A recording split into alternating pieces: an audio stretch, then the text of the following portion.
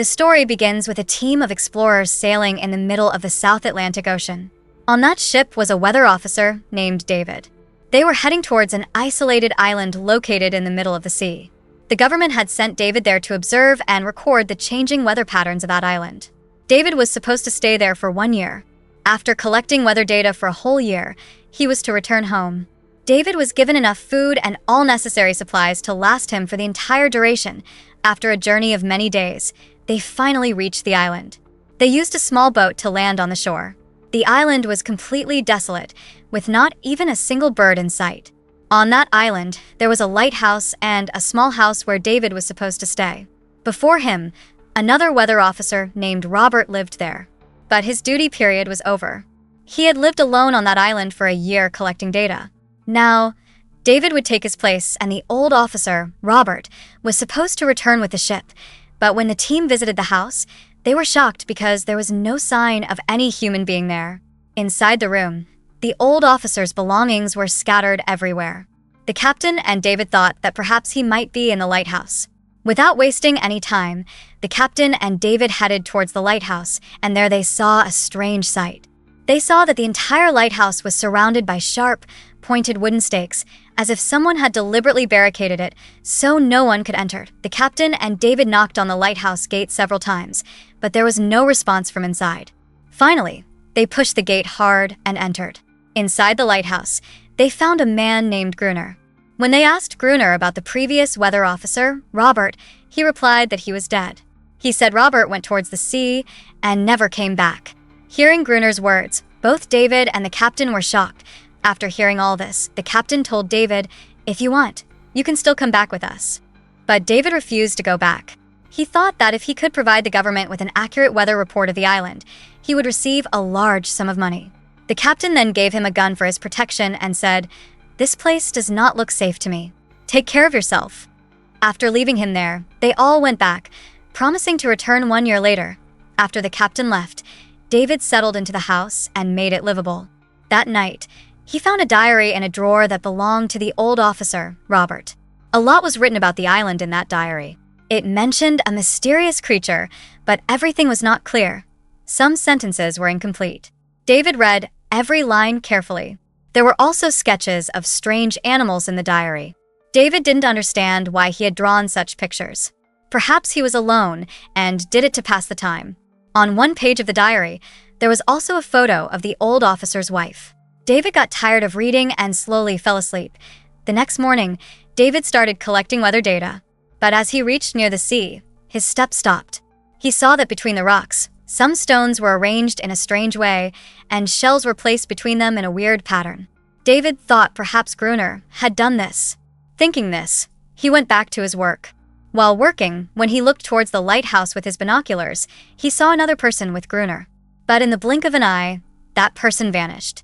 David tried to look again, but then he thought it was just an illusion. At night, David was busy with his work when there was a knock on the door. He thought it might be Gruner. David called out his name, but there was no answer. With a lamp in his hand, as David moved towards the door, strange sounds began to echo in his ears, sounds that were definitely not human. And then he saw a strange creature's hand trying to enter from under the gate. It was not a human hand at all. Seeing this, David was terrified. He immediately ran towards the basement and hid there. Moments later, that mysterious creature entered the house. It was searching for David, and David watched it through a small crack in the basement. Due to David's movement, the creature spotted him. The creature rushed towards the crack to kill him and tried to grab him. To save himself, David immediately picked up a knife and stabbed it in the eye. The creature screamed and ran away. But it could come back anytime, and David confirmed that what was written in the diary about the creatures was true. He could not sleep all night out of fear. The next morning, when David went outside, he saw footprints on the sand that were not human at all. The footprints went straight towards the sea and disappeared. Now David understood why Gruner had put sharp wooden stakes all around the lighthouse. David realized that if he stayed in this house, those creatures would kill him. Terrified, David ran towards the lighthouse and shouted to Gruner, "Open the gate. I want to come in." But Gruner did not let him in and said, "You should have gone back with the ship."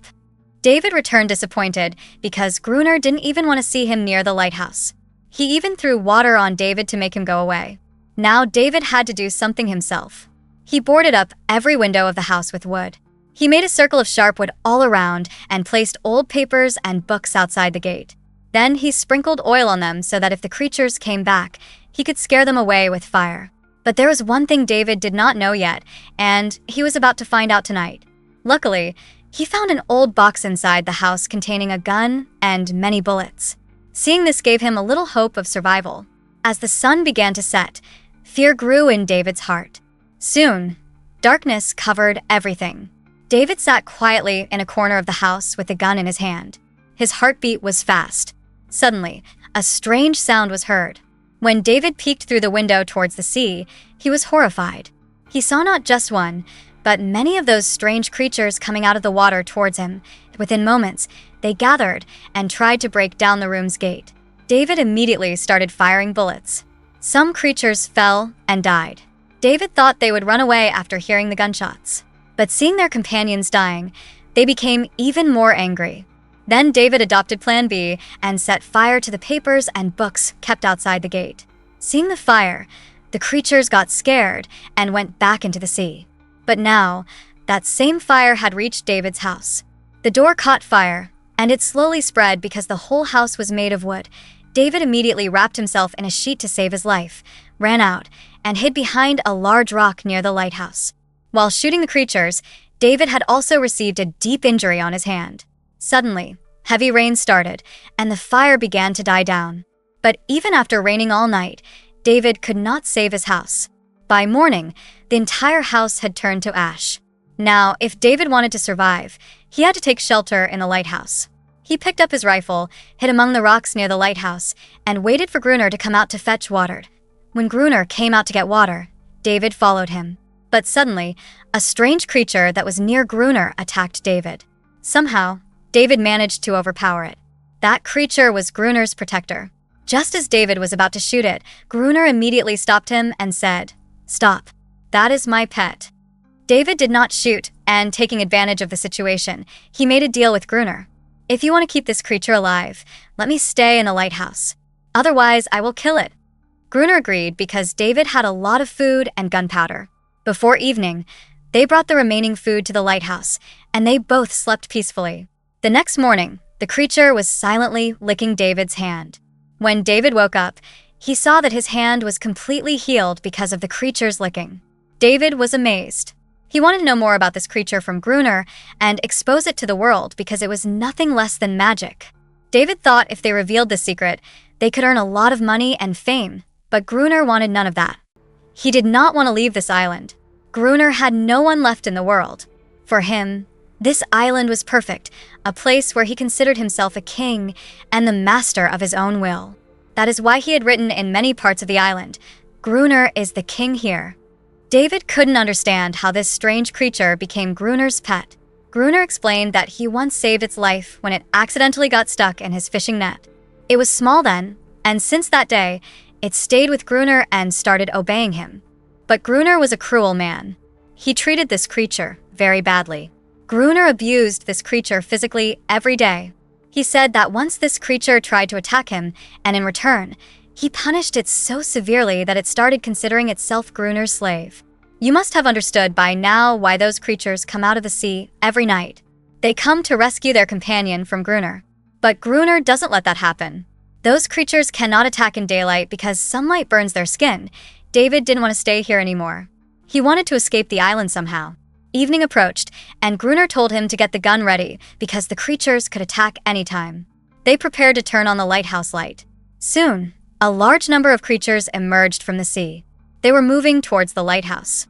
Gruner kept firing at them continuously, but David was completely terrified. He retreated inside the lighthouse. Despite Gruner telling him repeatedly, he just sat in a corner, and soon David fainted. Gruner fought alone all night. The next morning, Gruner angrily threw water on David's face to wake him up and said, "If you want to stay alive, you have to kill them. Otherwise, I will throw you out. You have to obey everything I say. Fetch water daily, do the chores, and perform guard duty with me at night." David had no other option. It became his compulsion. David started obeying Gruner. But there was one thing he hated, seeing Gruner physically torture the female creature every day. Night fell again. Both got ready for guard duty, and once again, the creatures came out of the sea. But today, David was not afraid. He started firing at the creatures. However, Gruner did nothing today. He left David outside, locked the gate, and sat quietly inside so that David could learn how to fight them alone. David fought through the night until morning came. In the morning, Gruner saw David sitting outside the gate, covered in blood. He had learned how to fight. Time passed. Fighting creatures at night and working for Gruner during the day became his life. The island felt like a prison. He constantly thought about freedom. Over time, David formed a strange friendship with a female creature. He started feeling bad for her. He understood how hard it is to be alone, away from one's people. Perhaps the creature felt the same. David named her Anaris. Days went by, and then one day they noticed the attacks were decreasing. David thought maybe they migrated in winter or realized fighting was useless. But Gruner said, "No, they will attack again. They are increasing their numbers." A few days later, after dinner, they started playing chess to pass time. But they made a huge mistake. They got so engrossed in the game that they forgot to turn on the lighthouse light. Taking advantage of the darkness, the creatures attacked. David saw that their numbers were so high that 2 people couldn't fight them for long. They had no plan and bullets were running out. They barely managed to reach the top of the lighthouse, but Gruner got a deep injury on his leg. They thought death was certain, but luckily morning came. As the sun rose, the creatures retreated. Anaris tried to heal Gruner's wound, but David knew they couldn't win this war. Supplies were running low. Luckily, the next day, David saw a ship in the sea. He grabbed a flare gun to signal it, but Gruner stopped him. Gruner didn't want David to leave. Just then, Anaris attacked Gruner to save David. Gruner wanted no one to leave his kingdom. If David left, he would tell the world about Anaris. Slowly, the ship disappeared from sight. David was helpless.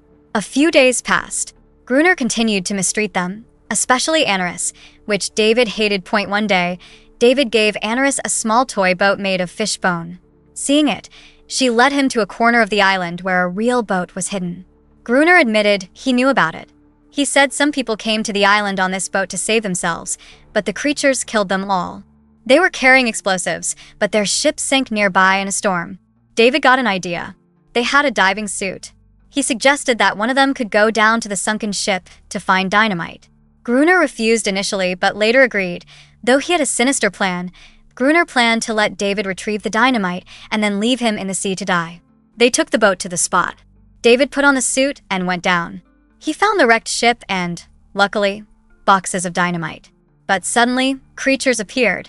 David panicked and fell.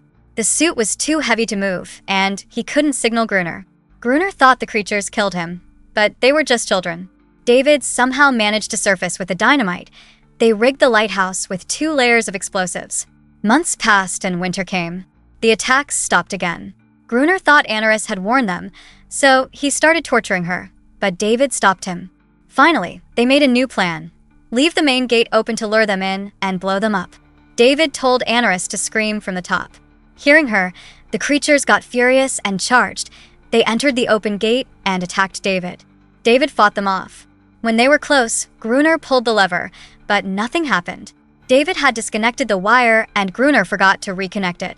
David ran up and connected the wire while Gruner held them off. As the connection was made, David blew the first layer, killing many.